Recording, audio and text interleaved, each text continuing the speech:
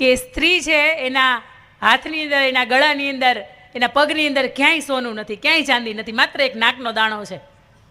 બીજી સ્ત્રી તરત ઓલીને ઠોં મારે એમ જો ને, કંઈ એને નહીં પ્રસંગ જેવું લાગતું હોય, એને ઘરનો પ્રસંગ નહીં હોય, હગીત થાય છે, અમથી કુટુંબ કરતી હોય, આ જોત કરે ગળામાં હાથમાં કાંઈ નથી પહેર્યું, એટલે તરત ઓલી એમ કીધું કે તું બોલ માને ભાઈ, એને ઘરવાળો હમણાં કરજમાં આવી ગયો છે.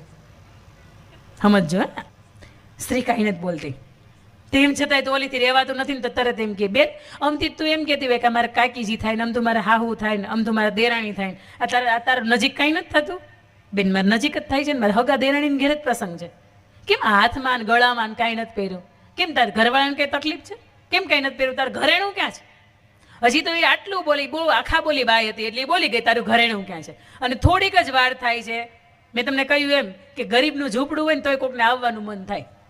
થોડીક વાર થાય છે, એક બાજુ પુરુષોની બેઠક હતી ને એક ભાઈ ઘોડો એક બાજુ એનો મૂકીને એ જ્યારથી આવતો હોય ને ત્યારે બધા કોક એમ કે આવો અહીંયા આવો બાપલી, અહીં બે જાવ, અહીં બે જાવ, અહીં આવો મૂકી, આવો મૂકી, એટલે બધાની નજરનું ધ્યાન ન્યા જાય છે. એટલે સ્ત્રી હળવેકથી એવું કહે છે મારું ઘરેણું આ છે.